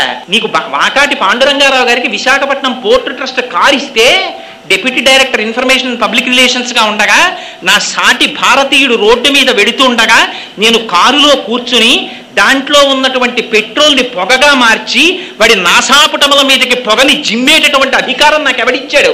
నేను నడిచొస్తాను, నాకు కారక్కర్లేదన్నాడు. అటువంటి మహాపురుషులు నడిచిన గడ్డ ఇది. అంత్యాగే నైకే అమృతత్వ మానసు. నిష్కారణంగా దేని జోలికి వెళ్ళకూడదు. అందుకని దేవతలు పరిగెత్తారు బ్రహ్మగారి దగ్గరికి. ఏమి ఇలా చేస్తున్నారు వీళ్ళందరని అడిగారు. అడిగితే ఆయన అన్నాడు, కాపిలం రూపమాస్థాయ ధారయత్యదిశం ధరాం తస్య కోపాగ్నినా దగ్ధ ఈ సగరాత్మజాహ. మీరేం బెంగ పెట్టుకోకండాయా, ఇదిగో చూశారా, కపిల మహర్షి రూపంలో ఇవాళ ఈ భూమండలాన్నంతటినీ కూడా వాసుదేవుడు కాపాడుతున్నాడు. ఆయన తపిస్తున్నాడు ఇప్పుడు పాతాళ లోకంలో. ఇలాంటి దుష్కృత్యములు చేసినటువంటి వారి పట్ల పరమాత్మ యొక్క ఆగ్రహము ఏదో ఒకనాడు ప్రసరిస్తుంది. ఆ ప్రసరించిన నాడు భస్మరాశి కృతా సర్వే, వాళ్ళందరూ కూడా బూడిద రాసులైపోతారు. అటువంటి చేటుకాలం దాపురిస్తుంది. వాళ్ళు అల్పాయుర్దాయము కలిగిన వారు నిష్కారణముగా పంచభూతముల జోలికి వెళ్ళారు కాబట్టి వాళ్ళ ఆయుర్దాయం క్షీణించిపోతోంది. విధి అలా నిర్ణయించింది. అందుకని మీరు బెంగ పెట్టుకోకండి, వెళ్ళిపోండి అన్నాడు. వెళ్ళిపోయారు దేవతలందరూ. వీళ్ళు భూమినంతటినీ దున్నేశారు. తండ్రి గారి దగ్గరికి పరిగెత్తారు. నాన్నగారు 60,000 యోజనముల భూమండలాన్నంతటినీ కూడా వజ్రస్పర్శ సమయకై గోళ్లతో చీల్చేశాం, ఎక్కడా గుర్రం కనపడలేదన్నారు. ఆయన అన్నాడు, ఒరే నేను దీక్షితుడై ఉన్నాను, నేను లేచి రాకూడదు, మీరు అలా ఊరుకోకండి, ఈ భూమినంతటినీ చీల్చేయండి, తవ్వేసేయండి, గోతులు పెట్టేసేయండి, పాతాళ లోకానికి వెళ్ళిపోండి. ఆ రసాతలంలో ఎక్కడో దాచి ఉంచాడు ఇంద్రుడు ఈ గుర్రాన్ని, అక్కడి నుంచి తీసుకురండి అన్నాడు. అలాగేనన్నారు. మళ్ళీ బయలుదేరారు. బయలుదేరి ఆ భూమండలాన్నంతటినీ కూడా చీల్చేస్తున్నారట. చీల్చి గోతులు తవ్వి లోపలికి వెళ్ళారు. సగరుని యొక్క కుమారులైన సాగరుల చేత తవ్వబడినటువంటి గోతులలోకి తర్వాత కాలంలో వచ్చి నిలబడినటువంటి నీటికే సాగరములని పేరు. ఆ తవ్వి వాళ్ళు లోపలికి వెడుతుంటే రాక్షసులు, నాగులు, పన్నగములు, దేవతలు, మనుష్యులు ఎందరో అడ్డొచ్చారు. అందరినీ సంహరించి లోపలికి వెళ్ళిపోయారు. వెళ్ళిపోతుంటే వాళ్ళు మొట్టమొదట తూర్పు దిక్కుకి వెళ్ళారట. తూర్పు దిక్కుకి వెళ్ళేసరికి అక్కడ విరూపాక్షం అని ఒక బ్రహ్మాండమైనటువంటి ఏనుగు కనపడింది. ఆ విరూపాక్షం అనేటటువంటి ఏనుగు ధారయంతం మహీతలం, అది తన కుంభస్థలం మీద పెట్టుకుని తూర్పు దిక్కునున్నటువంటి భూమినంతటి మోస్తుంటుంది. దానికి ఒక్కొక్కసారి ఆ పైన కుంభస్థలం నెప్పిడితే దాన్ని కదుపుతుంది. ఇలాగా ఆ కదిపినప్పుడు అటువైపుకి భూకంపాలు వస్తాయని రాశారు రామాయణంలో. ఆ దిశ అక్కడ చూశారు దాన్ని. విరూపాక్షం ఆ ఏనుగుని చూశారు, దానికి ప్రదక్షిణం చేశారు, అటువైపు నుంచి తిరిగారు, తిరిగి దక్షిణ దిక్కుకు వచ్చారు. ఆ దక్షిణ దిక్కుకు వచ్చేటప్పటికీ అక్కడ సుమహత్ పర్వతోపమా, అక్కడ ఇంకొక ఏనుగు కనపడింది. దాని పేరు ఆ మహాపద్మం, దాని పేరు మహాపద్మము అన్నారు. మహాపద్మం మహాత్మానం సుమహత్ పర్వతోపమా. ఆ ఏనుగు కూడా దక్షిణ దిక్కున ఉండేటటువంటి భూమిని తల మీద భరిస్తోంది. దానికి ప్రదక్షిణం చేశారు, అక్కడి నుంచి తిరిగారు, పశ్చిమ దిక్కుకు వచ్చారు. వచ్చేటప్పటికీ సౌమనసం అనేటటువంటి ఇంకొక ఏనుగు కనపడింది, దానికి ప్రదక్షిణం చేశారు, దానికి నమస్కారం చేశారు. అది కూడా ధారయంతం మహీమిమాం, భూమండలాన్నంతటినీ మోస్తోంది. అక్కడి నుంచి ఉత్తర దిక్కుకు వచ్చారు. భద్రం అని ఇంకొక ఏనుగు కనపడింది. భద్రం భద్రేన వపుషో ధారయంతం మహీమిమాం, అది కూడా భూమిని మోస్తోంది 4 దిక్కుల. ఉత్తర దిక్కునున్నటువంటి ఏనుగు దగ్గరికి వచ్చారు, అక్కడా కనపడలేదు గుర్రం. పాతాళ లోకానికి చుట్టూ చూసేశారు, ఈశాన్య దిక్కుకు వెళ్ళారు.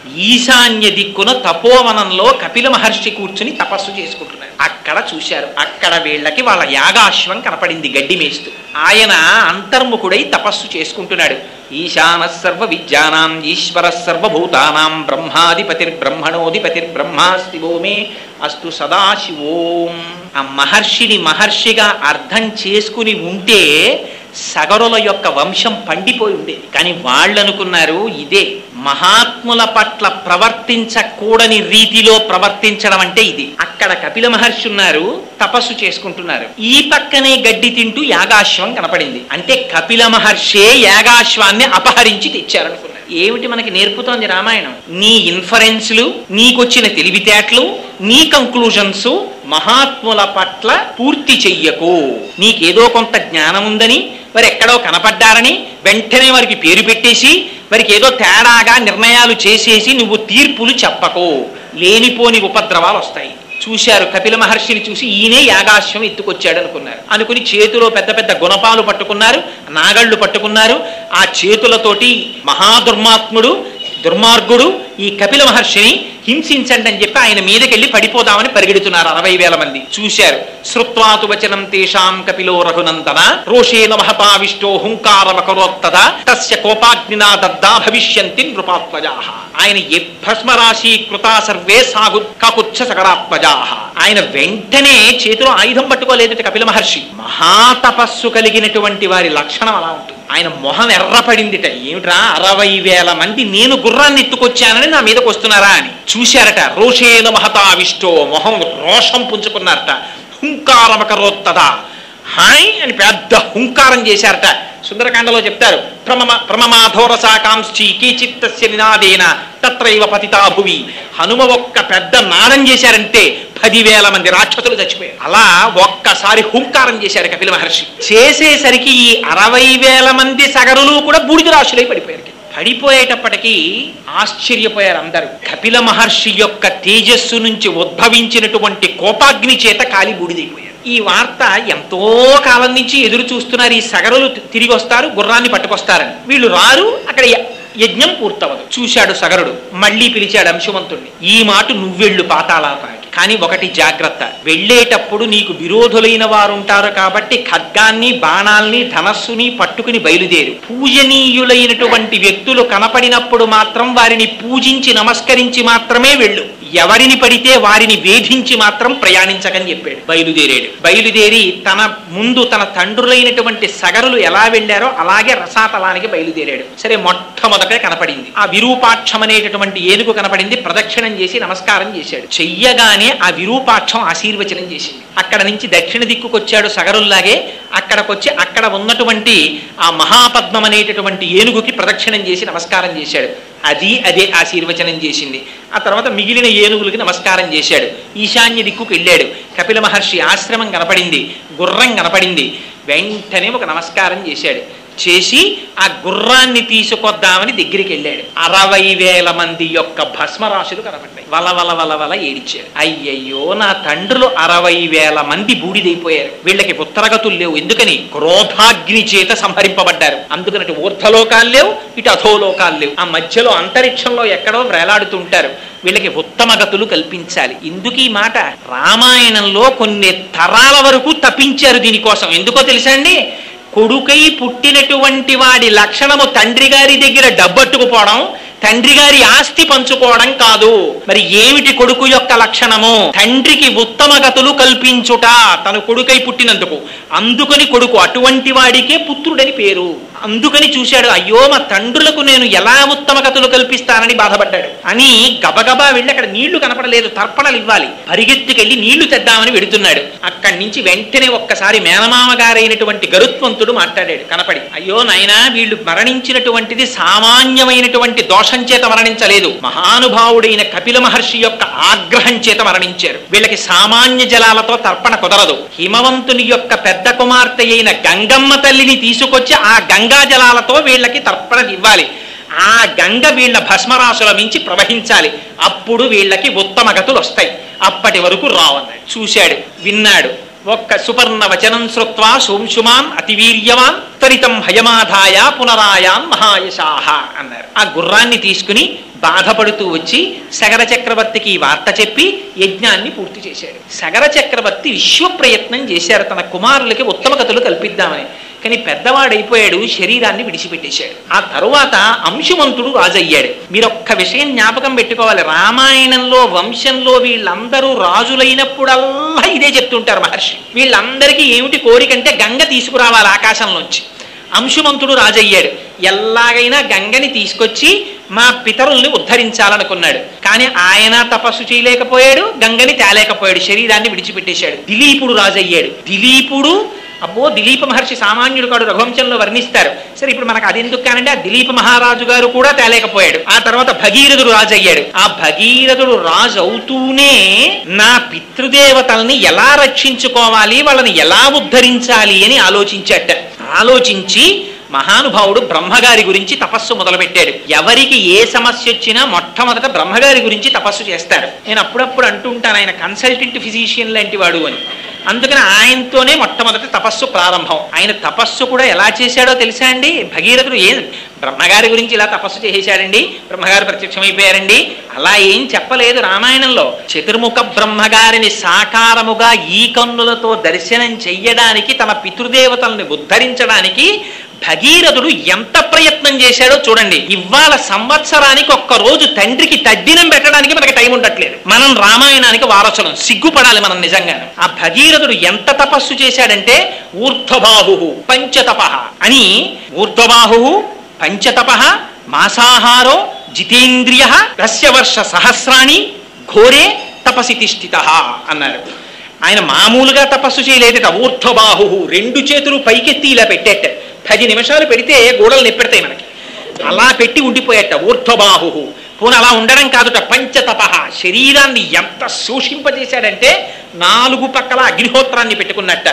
కన్నులు ముయ్యకుండా సూర్య భగవానుణ్ణి అలా చూస్తూ ఉండేవట. అది ఎంత క్లేశం చూడండి నిజంగా. ఊర్ధ్వబాహు పంచతప మాసాహారో. పోనీ ఇలా ఉండడానికి ఏమంటే కాళ్ళు నెప్పెడతాయని బి కాంప్లెక్స్ మాత్రలు వేసుకోవడం, ఆ ఛాంబర్ ఏసీ చేసుకోవడం, ఇలాంటివేం లేవు. అలా ఉన్నప్పుడు మాసాహారో, నెలకొక్కసారి మాత్రమే ఆహారం తినేవట. ఇది కూడా పోనీ ఇంత బాధపడుతున్నాడని ఇక్కడ గోడను ఎప్పెడుతోందని తెలియడం, కళ్ళల్లోంచి నీళ్లు వస్తున్నాయని తెలియడం, ఇవేం కాదుట. జితేంద్రియ. ఆ మాటలు చూడండి, వాల్మీకి మహర్షి వేసినవి. దేవీ భాగవతంలో వ్యాసుడు అంటాడు, ఇంద్రియాణి బలిష్టాని ననియుక్తాని మానద. ఏమిటో నువ్వు ఇన్ని కబుర్లు చెప్తావు, అక్కడికి వెళ్ళిపోయానండి, ఇక్కడికి వెళ్ళిపోయానండి, అచ్చేసానండి, ఇచ్చేసానండి అని చెప్తావు. ఏది నీ కన్ను చూడకూడదన్న దాన్ని చూడకుండా ఆపు చూస్తాను, చూడలేవు. ఇంద్రియాణి బలిష్టాని ననియుక్తాని మానద. భ్రమన్ సర్వతీర్థేషు స్నాత్వా స్నాత్వా పునః పునః నిర్మలన్న మనోయావత్ తావత్ సర్వం నిరర్థకం అంటాడు. ఎందుకురా ఎన్ని తీర్థాలు తిరిగితే ఏం సుఖంరా? నీ మనస్సును నువ్వు నిగ్రహించలేకపోతున్నావు. లోకములన్నీయున్ గెలిచినాడ ఇంద్రియానీకము చిత్తమున్ గెలువనేరవు. నిన్ను నిబద్దు చేయు భీషణ శత్రులార్వుల ప్రభిన్నుల చేసిన ప్రాణికోటిలో నీకు విరోధి లేడపడు నిర్పున చూడుము ధనవేశ్వర అంటాడు ప్రహ్లాదుడు హిరణ్యకశిపుడితో భాగవతంలో. లోపల శత్రువుల్నే మనం జయించలేము. కామ క్రోధశ్చ లోభశ్చ దేహే తిష్టంతి తస్కరాహ జ్ఞానరత్నాపహారాయ తస్మాత్ జాగ్రత్త జాగ్రత్త అంటారు శంకర భగవత్పాదాచార్యులు. అందుచేత పాపం ఆయన ఊర్ధ్వబాహు పంచతప మాసాహారు జితేంద్రియ, ఇంద్రియాల్ని నిగ్రహించాడు. అలా ఎన్నాళ్ళు చేశాట తపస్సు? తర్ష్యవర్ష సహస్రాణి, ఏమో లెక్క తెలియదన్న. అలా ఎన్ని సంవత్సరాలు తపస్సు చేశాడో ఆయనకి తెలియదు. ఆయన ఏం క్యాలెండర్లు డేట్లు ఇవన్నీ ఏం చూసుకోలేదు. తర్ష్యవర్ష సహస్రాణి ఘోరే తపసి తిష్ఠిత. ఘోరమైన తపస్సు చేస్తూ ఉండిపోయాడు. ఎవరి కోసం? తన కోసం కాదు. తనకి సంతతే లేదు అసలు భగీరథుడికి. తన సంతతి కోసం కాదు ఈ తపస్సంతా. ఎవరి కోసం? తన పితృదేవతల్ని ఉద్ధరించడం కోసం మనుష్యుడై పుట్టినవాడు చెయ్యవలసినదేది. యథావల్లభుల పురుషోత్తం గారు ధర్మాంజలిలో రాశారు, పితృదేవతారాధన చెయ్యవలసినటువంటి తిథిలో దేవతారాధన చెయ్యవలసిన పర్వదినం వస్తే పితృదేవతారాధన చెయ్యాలా దేవతారాధన చెయ్యాలా అన్న మీమాంస వస్తే పితృదేవతారాధనకే పెద్దపీట వేయాలన్నారు. ఎందుకని? మనుష్యుడిగా పుట్టిన తర్వాత నీ ధర్మం నువ్వు చేసి తీరాలి, విహితం. ఇంత తపస్సు చేస్తే బ్రహ్మగారు ప్రత్యక్షమయ్యారు. ఎలా? దేవతలతో కలిసి ప్రత్యక్షమయ్యారట. ప్రత్యక్షమై చాలా సంతోషించాను భగీరథ నీ తపస్సుకి.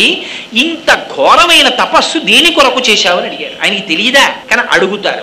ఆయన అన్నాడు, మా పితృదేవతలు బూడిద కుప్పలైపోయారు. ఆ కపిల మహర్షి యొక్క ఆగ్రహం చేత వాళ్ళు ఉద్ధరింపబడడానికి గంగ ఆకాశం నుంచి కింద పడాలి. ఆ కింద పడి అక్కడి నుంచి పాతాళ లోకంలోకి వెళ్ళి ఆ భస్మరాసుల మించి ప్రవహించాలి.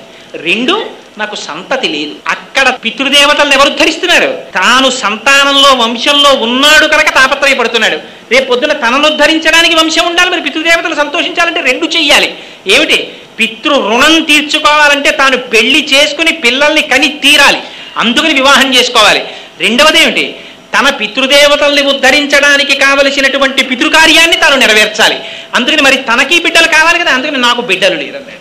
ఆయన అన్నాడు, నీకు బిడ్డలు కలుగుతారు, వరం ఇస్తున్నాను. కానీ మొదటి కోరికున్నదే ఆకాశం నుంచి గంగ కింద పడాలని అడిగావు కదా భగీరథ, అది గంగాయా పతనం రాజన్ పృథివీన సహిష్యతి. ఆకాశంలోంచి గంగ కాని భూమి మీద పడిందా ఈ భూమి భరించలేదు. తట్టుకోగలిగినటువంటి శక్తి భూమికి లేదు. అందుకని తాం వై ధారయితుం నాణ్యం పశ్యామి శూలినః. అలా గంగని పట్టుకోగలిగినటువంటి వాడు మధ్యలో నిలబడగలిగిన మొనగాడు ఒక్కడే ఉన్నాడు. ఎవరు? పరమశివుడు ఒక్కడే నిలబడగలడు. ఇంకా ఎవరి సాధ్యం కాదు ఆ గంగని పట్టడం. అందుకని నీకేమైనా ఓపిక ఉంటే ఆయన గురించి తపస్సు చేయమన్నాడు. మహాప్రభో గొప్ప ఆలోచన చెప్పారని బయలుదేరి పాపం మళ్ళీ తపస్సుకు వెళ్ళాడు. వెళ్ళి ఎలా చేసేట తపస్సు? ఈసారి బొటనవేలి యొక్క చివరి భాగం మీద నిలబడి ఉండిపోయేటలాగా ఉండిపోయి 1 సంవత్సరం తపించేట పరమేశ్వరుడి కోసం. శివానుగ్రహం అంటే ఎలా ఉంటుందో చూడండి. అందుకని ఆయనకి మొట్టమొదటే మీకు ఒక మాట చెప్పారు, పటవే నమః అని ఆయనకి పేరు. ఆయన ఎందుకు ఇంత తపస్సు చేసావు భగీరథ అని అడగల పరమశివుడు. సంవత్సరానికే ప్రత్యక్షమైపోయాడు భోళాశంకరుడు. ప్రత్యక్షమై ఆయన అన్నాడు, ప్రీతస్త్రేహం నరశ్రేష్ఠ కరిష్యామి తవాప్రియం శిరసా ధారయిష్యామి శైలరాజసుతాంయహం. భగీరథ నీ తపస్సుకి పొంగిపోయాను, గంగ నా నెత్తి మీద పట్టుకుంటానన్నాడు. ఏమండి ఇంతకన్నా దారుణమైన విషయం ఇంకోటి ఉంటుందా? ఏమండి మేము 7 అంతస్తుల బిల్డింగ్ కట్టుకుంటున్నాం, ఆ పైనుంచి కొంచెం నీళ్లు కిందకు వదిలేయాలి, ఈ మధ్యలో పట్టుకుంటే ఆ ఫౌండేషన్ దెబ్బతింటుంది, కాస్త మీరు పురాణం బాగా చెప్తారు కదా, వచ్చి కొంచెం మీరు నించుంటారా అని అడిగాడు అనుకోండి. ఎవడి నెత్తినైనా నీళ్లు గుమ్మరిస్తే పట్టుకునేవాడు ఉంటాడండి ప్రపంచంలో. దానికి ఒప్పుకున్నాడు ఆయన. ఇది పరమశివుడి యొక్క సౌజన్యం అంటే. ఎలా? అడిగితే కాదు, అడగకుండా నేను వచ్చి పట్టుకుంటాను. ప్రీతస్తేహం నరశ్రేష్ఠ కరిష్యామి తవాప్రియం శిరసా ధారయిష్యామి శైలరాజసుతాంయహం. నేను పట్టుకుంటాను అన్నాడు. రమ్మన్నారు. తీసుకెళ్లారు. మహానుభావుడు హిమాలయ పర్వతముల మీద నించున్నాడు. నించుని నడుము మీద 2 చేతులు వేసుకుని నిలబడ్డాడు. పడమన్నాడు గంగని. పడమంటే ఆ గంగ ఆకాశంలోంచి బయలుదేరింది. బయలుదేరి మంచి ప్రవాహంతో బయలుదేరి వచ్చేస్తోంది కింద పడదామని. ఎందుకని బ్రహ్మగారు అనుజ్ఞనిచ్చారు. పరమశివుడు అలా నిలబడిన నాడు నువ్వు కిందకు పడని చెప్పాడు. అందుకని వచ్చి చూసిందిట పరమశివుడిని. కింద చూసి ఒక పెద్ద నవ్వు నవ్విందిట. ఏమిటో విర్రాడు, నన్ను పట్టుకుంటానని నించున్నాడు. అక్కడి నుంచి నేను కింద పడితే ఆ బుర్ర ఉంటుందా? అదిరిపోతుంది. తెలియక చాలా మంది జలపాతాల కిందకి వెళ్ళి కపిల తీర్థంలోనూ అక్కడ ముందు గబుక్కును బోడిగుండు పెట్టేస్తారు. పెట్టేసిన తర్వాత తల అదిరిపోతుంది. అమ్మో అప్పుడు 2 చేతులు పైనెట్టుకుని మళ్ళీ జలపాతం కింద నిలబడుతుంటారు. జలపాతం కిందే నిలబడలేం కదా, పైగా జలపాతం కింద స్నానం చేస్తే ముందు సంతోషంగా ఉంటుందండి. 15 నిమిషాల జలపాతం కింద మీరు స్నానం అదే పనిగా చేసేసి వచ్చేసారనుకోండి, తల దర చప్పులు ఉండిపోతుంది. ఎందుకంటే ఆ నీళ్లు పడిన సౌండ్కి అది అబ్జార్బ్ చేసుకుని ఉంటుంది.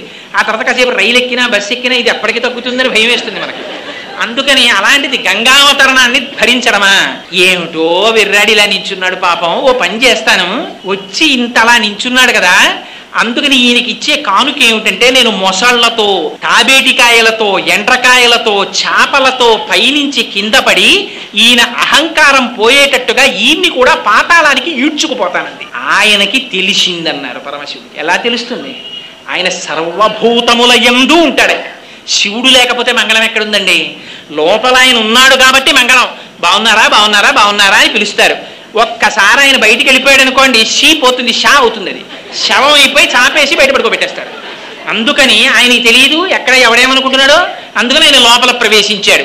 శివుని ఆజ్ఞ లేనిదే చీమైనా పుట్టదు. మూడో కంటి వాడికి తెలియకుండా చేసేయండి అంటారు. మూడో కంటి వాడికి తెలియకుండా కాదు, మూడో కంటి వాడికి తెలియకుండా ఏది అవ్వదు. 3 కన్నులు ఉన్నవాడు అన్నీ చూస్తూ ఉంటాడు. మూడో కంటికి తెలియకుండా అంటే ఈ 2 కళ్ళకే తెలియాలి సుమా అని దాని అర్థం. మూడో కంటికి తెలియకుండా అనడానికి మూడో కంటి వాడికి తెలియకుండా ఎవడి సాధ్యం కాదు. అది అసలు విన్నవాడు ఏమనాలి, నేను చేయలేను సార్ అయితేనన్నాడు. కానీ వీడంటాడు అలాగే సార్ చేసేస్తానంటాడు. మూడో కంటి వాడికి తెలియకుండా వీడు చేయడం ఏంటి, అలా చేస్తాడు. అందుకని ఆయనకి తెలియదా. అందుకని ఆయన గంగ యొక్క అహంకారాన్ని పసిగట్టాడు. ఓహో గంగా, ఇంత అహంకరిస్తున్నావు కదా, నీకు ఒక పాఠం నేర్పుతాను అనుకున్నాడు. ఆయన జటాజూటాన్ని విస్తరించాడు. విస్తరిస్తే అది పరమ పవిత్రము అన్నారు. ఎంత పవిత్రం అంటే పరమశివుని యొక్క జటాజూటం, అది హిమవత్ పర్వతం ఎంత పవిత్రమో అంత పవిత్రంగా విస్తరించింది. ఆ పైనుంచి గంగ ఒక్కసారి ఆ జటాజూటంలోకి పడింది. పడేటప్పటికీ ఎటువంటి గంగ? పుణ్యే రుద్రస్యమూర్ధని, ఆయన యొక్క మూర్ధ భాగమునందొచ్చి పడింది. పడగానే గంగ అనుకుంది నేను శివుణ్ణి ఈడ్చుకుపోతాననుకుంది. పరమశివుడు ఏం చేశాడు? జటాజూటాన్ని విస్తరించాడు. 1 సంవత్సర కాలం అయిపోయిందిట. ఒక నీటి చుక్క కింద పడలేదు. ఆ జటాజూటంలో తిరుగుతూనే ఉంది పాయల నిండా.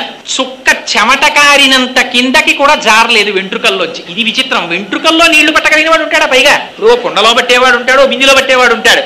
4 వెంట్రుకలు ఇచ్చి నీళ్ళు ఎట్రా అంటే ఎవరు పట్టుకొస్తారు? ఆయన జటాజూటంలో పట్టేశాడు గంగన. అందుకని ఆయనకి అటువంటి పేరు. అందుకని పటవే నమః. ఆయన చెయ్యలేంది లేదు. పరమశివుడు తలుచుకుంటే చెయ్యలేందే ఉంటుందండి. అందుకే స్తోత్రం చేశారు ఆయన్ని.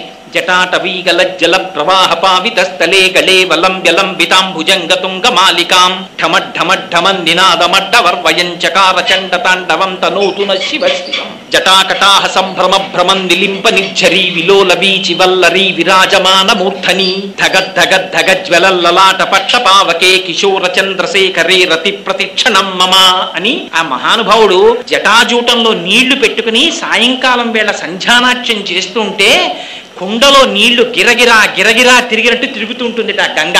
అలా తిరుగుతూ ఉండిపోయింది ఏడాది పాటు. ఉండిపోతే గంగా రోషం బానే ఉంది, పరమశివుని యొక్క ప్రతాపం బానే ఉంది. పాపం మధ్యలో నిలబడ్డవాడు భగీరథుడు. ఏడాదైంది నీటి చుక్క కింద పట్టలేదు.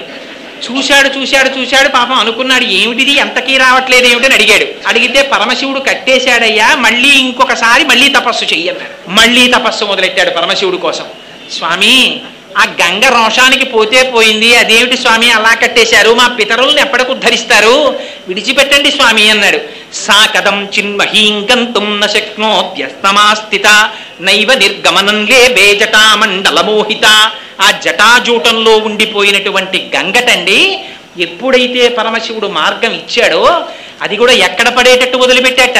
హిమాలయ పర్వతాల మీద బ్రహ్మగారి చేత నిర్మింపబడినటువంటి బిందు సరోవరంలో పడేటట్టుగా వదిలిపెట్టేటప్పటికి అక్కడి నుంచి గంగ కింద పడిపోతుంటే గగనా శంకర స్థితతో ధరణిమాశ్రిత వ్యసర్పత జలంతత్ర తీవ్ర శబ్ద పురస్కృతం. అది ఎలా పడిందిట? పడేటప్పుడు మొసళ్లతో పడిపోయింది, ఎండ్రకాయలతో పడిపోయింది, చేపలతో పడిపోయింది, పావులతో పడిపోయింది. ఒక చోట బ్రహ్మాండమైనటువంటి శబ్దం, ఒక చోట ఒడులు, ఒక చోట సుడులు, ఒక చోట బ్రహ్మాండమైనటువంటి నురుగు, ఒక చోట వంకరలు తిరుగుతోంది, ఒక చోట మెల్లగా పారుతోంది, ఒక చోట చూసేటప్పటికే ఒళ్ళు భయం వేసి అంత శబ్దంతో పడిపోతోంది. అలా గంగ ఆ జటాజూటంలోంచి కింద పడిపోతోంది. చూసిన వాడికే ఇంత భయం అయితే ఎంత భయం! ఎంత గొప్ప శ్లోకం రాశారో తెలుసా అండి వాల్మీకి మహర్షి అక్కడ. తత్ర దేవా సగంధర్వా వసుధా తలవాసినః భవాంగపతితంతో యం పవిత్ర విధిపస్పృశు. చూశారట ఇలా పంపులు రాక రాక రాక రాక పంపు వచ్చింది అనుకోండి, ఇంకా పంపు కుస్ కుస్ అంటుంటేనే బిందెట్టేసినట్టు ఆ జటాజూటంలోంచి పడిపోతున్నటువంటి గంగ ప్రవాహం కింద బుర్ర పెట్టలేమని తెలిసిన అమ్మో ఇది భవాంగపతితంతో యం పరమశివుని యొక్క శరీరమును తాకి కిందకు వస్తోంది, ఎంత అదృష్టం రా, దీంట్లో స్నానం చేయకపోతే ఎలా అని గబగబా వచ్చి అక్కడ స్నానం చేయడం కుదరదు కనుక గభాల నీటిని బట్టి శిరస్సును తల్లుకుని తాగేసేస్తారు. ఎందుకని భవాంగపతితంతోయం, ఇంకో పేరు పెట్ల శివాంగపతితంతోయం అలా భవ లింగపురాణం అంటుంది. సంజీవనం సమస్తస్య జగత సలిలాత్మిక భవ ఇత్యుచ్యతే మూర్తిర్భవస్య పరమాత్మనః. ఈ ప్రపంచమంతటా బతికి ఉంచడం కోసం పరమేశ్వరుడు నీళ్లు కింద మారుతట. అందుకే ఆ నీళ్లంత విచిత్రం. మీరు హైడ్రోజన్ చూడండి కాల్చేస్తుంది, ఆక్సిజన్ చూడండి కాల్చేస్తుంది. ఈ హైడ్రోజన్ 2 పాళ్ళు, ఆక్సిజన్ 1 పాళ్ళు తీసుకురండి నీరైపోతుంది. 2 కాల్చేవి కలిపి నీరెలా అయింది? ఇది పరమేశ్వర శాసనం అంటే. అలా ఆ గంగ పడిపోతుంటే వాళ్ళందరూ మహాపాపాలు చేసి ఊర్ధ్వలోకాల నుంచి కింద పడిపోయిన వాళ్ళందరూ గబగబా వెళ్ళి గంగలో స్నానం చేశారట. చెయ్యగానే వాళ్ళ పాపాలన్నీ పటాపంచలైపోయి తిరిగి మళ్ళీ ఊర్ధ్వలోకాలకు వెళ్ళిపోయారట. ఆనాడు గంగలో స్నానం చేసి పవిత్రం కానివాడు లేట. ఎందుకని గంగకింత పవిత్రం వచ్చింది? మిగిలినటువంటి నీళ్లు ఏవైనా గంగ నామం చెప్తే పవిత్రం అవుతాయి. గంగ తనంత తానుగా పవిత్రం. ఎందుచేత పవిత్రం? వాల్మీకి మహర్షి చెప్పారు, భవాంగపతితంతో యం పవిత్రమితి పస్పృశు. ఆ స్వామి యొక్క శరీరమును తాకి కింద పడింది కాబట్టి పవిత్రం. అందుకే సోమసూత్రాన్ని కాలుతో దాటడానికి భయపడతారు. ఆ శివాభిషేకం ఏమండి, పుట్టకూడని నక్షత్రంలో పిల్ల పుట్టింది ఏం చేయమంటారు? రుద్రాభిషేకం చేసుకో. ఏమండి, జాతకంలో రాకూడని గ్రహస్థితి వచ్చింది ఏం చేయమంటారు? రుద్రాభిషేకం చేసుకో. దేనికైనా రుద్రాభిషేకం విరుగుడు. ఆ పరమశివుడే విరుగుడు. ఆయన ఒక్కడే త్రిశూలం పట్టుకుని నిలబడితే ఆయన శాసనాన్ని కాదనగలిగినటువంటి వాడు లేడు చరాచర ప్రపంచంలో. శ్రీశైలే స్వర్ణశృంగే మణిగణ రచితే కల్పవృక్షాలి సీతే స్ఫీతే సంవర్ణ రత్న స్ఫురిత నవగృహే దివ్యపీఠే శుభార్హే ఆసీన సోమచూఢ సకృణనయన సంగన స్మేరవక్త్ర శంభుశ్రీ భ్రమరీశ ప్రకటిత విభవో దేవతా సార్వభౌమ అంటారు. ఆయన దేవతలకందరికీ సార్వభౌముడు. ఆయన శాసనానికి ఎదురు లేదు. అటువంటి వాడు కనుక అలా గంగని విడిచిపెట్టాట. రంగ తుంగ తరంగ సంఘములతో రంజిల్లు ఘోషంబుతో బంగారంబగు పొంగుతో నురగతో పువ్వాట తుంపర్లతో భంగుల్సల్పుచు జంఘలించుచన భవోభాగము నుండి జారం గంగమ్మను దల్చితే శరమునన్ రంజిల్లుతున్ శంకర అంటారు. ఆ నురగలతోటి ఆ తుంపర్లతోటి ఆ గంగ తగిలి కింద పడిపోతుంటే ఒళ్ళు తుడుచుకున్న బట్ట ఎలా తడిగా ఉంటుందో అలాంటి తడితో ఆయన జటాజూట ఉంటుందిట. అందుకని ఆయనకి కపర్ది అని పేరు. ఆ జటాజూటానికి నమస్కారం చేస్తే చాలట తీర్థయాత్రల్లో వచ్చే ప్రతిబంధకాలు రాకుండా యాత్ర పూర్తి. అటువంటి జటాజూటం ఉన్నవాడు పరమశివుడు. అక్కడ నుంచి బయలుదేరి కింద పడింది గంగ. ముందు ఆయన వెళ్ళిపోతున్నాడు. యథా భగీరథో రాజాతతో గంగా యశస్విని. ఆ ముందు భగీరథుడు రథం మీద వెళ్ళిపోతున్నాడు. ఆ వెనకాతలే గంగ కూడా వెళ్ళిపోతుంది. ఆయన ఎటు దారి చూపిస్తే అటు వెళ్ళిపోతుంది. ఆ భగీరథుడు జహ్ను మహర్షి ఆశ్రమం పక్క నుంచి వెళ్ళిపోయాడు. వెళ్ళిపోయేటప్పటికి గంగ మామూలుగా వెళ్ళిపోతుందా? ఆయన అంటే మామూలుగా వెళ్ళిపోతాడు రథంతో. అపారమైనటువంటి వేగంతో వెనకాతల ప్రవహిస్తూ వచ్చేసింది. వచ్చి జహ్ను మహర్షి యొక్క ఆశ్రమాన్ని ముంచెత్తేటప్పటికీ ఆశ్రమం కొట్టుకుపోయింది. చూశారు మహర్షి, ఏమే గంగా, ఎంత అహంకారం, నా ఆశ్రమాన్ని తుడిచిపెడతావా? చూడు ఏం చేస్తాను అని తన అరచేతిలోకి తీసుకుని గంగను తాగేశాడు. తాగేసేటప్పటికి చుక్క గంగ లేదు. పాపం భగీరథుడు ముందెళ్ళిపోతున్నాడు. వెనకాతల చప్పుడు ఆగిపోయింది. వెనక్కి తిరిగి చూస్తే గంగ లేదు. ఏమిటిది అల్లరే మళ్ళీ వెనక్కి వచ్చాడు. దేవతలు వీళ్ళందరూ స్నానం చేస్తున్న వాళ్ళు హడిలిపోయి గబగబా దిగి వచ్చేశారు. ఇది తపోశక్తి అంటే. ఇంత పరమశివుని యొక్క శరీరమునకు తగిలి వచ్చినటువంటి గంగని పుక్కిట పట్టి తాగేశాడు జహ్నువు. తాగేస్తే వచ్చాయన పాదముల మీద పడ్డాడు. స్వామి, ఏదో గంగ రోషానికి పోయింది, అది నీటి ధర్మం ముంచెత్తింది. అంత మాత్రం చేత నన్ను కరుణించండి, నా పితృదేవతలు ఉద్ధరింపబడాలి, మీరు విడిచిపెట్టండి అన్నాడు. అయితే నీ కోసం విడిచిపెట్టేస్తున్నాను అన్నారు. ఇది ఉత్తమే క్షణకోపస్యామధ్యమే ఘటికాత్వయం అధమే స్యాదహోరాత్రం పాపిష్టే మరణాంతక. ఎప్పుడైనా గుర్తుపెట్టుకోండి, వాడి ఎలాంటి వాడో ఎలా తెలుసుకోవచ్చో తెలుసా అండి? అస్తమానం కనపడినప్పుడల్లా 1973లో వాడు అలా చేసి ఉండకపోతేనండి అని వాడు అంటున్నాడు అనుకోండి, వాడు పాపిష్టే మరణాంతక. వాడు పాపిష్టి వాడు అనమాట. వాడు చచ్చే వరకు అలాగే చెప్పుకుంటూ ఉంటాడు జరిగిన పొరపాటుని. ఇలా కోపం వచ్చి అలా తగ్గిపోయింది అనుకోండి. ఉత్తమే క్షణకోపస్య మధ్యమే ఘటికాత్వయం. కోపం చేత వాడు ఎలాంటి వాడో నువ్వు నిర్ణయం చేసుకొని ప్రిస్క్రిప్షన్ రాసి ఇచ్చేశారు పెద్దవాళ్ళు. జహ్నువు మహోత్తముడు కనుక, మహర్షి కనుక ఇలా వచ్చిన కోపం అలా పోయింది. అయ్యో నీ కోసం విడిచిపెట్టేస్తున్నానయ్యా అన్నాడు అని తన చెవుల్లోంచి విడిచిపెట్టేశాడు గంగని. జహ్నువు యొక్క చెవుల్లోంచి వచ్చింది కాబట్టి జాహ్నవి అయింది. తస్మాత్ జహ్ను సుతా గంగా జాహ్నవి జాహ్నవీతి చ ప్రోచితః. ఆ జహ్నువు యొక్క చెవుల్లోంచి వచ్చింది కాబట్టి జాహ్నవి అని పేరు పెట్టుకుంది. పెట్టుకుని మళ్ళీ భగీరథ రథానుగా, భగీరథుడు ఎటువైపు నడిస్తే అటువైపు ఆ రథాన్ని అనుసరించి వెళ్ళిపోయింది. చిట్ట చివర పాతాళ లోకానికి వెళ్ళింది. వెళ్ళి ఒక్కసారి అక్కడ ఉన్నటువంటి 60,000 మంది సగరుల యొక్క భస్మరాశుల మించి ప్రవహించింది. వెంటనే వాళ్ళందరికీ ఉత్తమ గతులు కలిగాయని మనకెలా తెలుసు అంటే భస్మస్యథా ప్లుతే రామ అని వెంటనే అక్కడికి చతుర్ముఖుడైనటువంటి బ్రహ్మగారు ప్రత్యక్షమయ్యారు. రాజాన మిదమబ్రవీత్. ఆ భగీరథుడితో ఈ మాట చెప్పారు. ఏమని?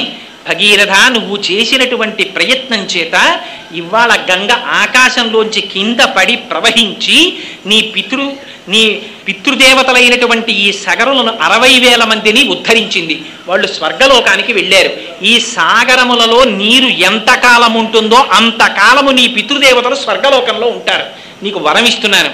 అంతేకాదు, ఇంతకుముందు ఆకాశంలో ప్రవహించినటువంటి గంగకి మందాకిని అని పేరు. ఆ తర్వాత హిమాలయ పర్వతముల మీద పడి భూమి మీద ప్రవహించినటువంటి గంగకి నువ్వు కష్టపడి తెచ్చావు కనుక నీ పేరు మీద భాగీరథి అని పేరు. అది పాతాళలోకానికి వెళ్ళినప్పుడు భోగవతి అని పేరు.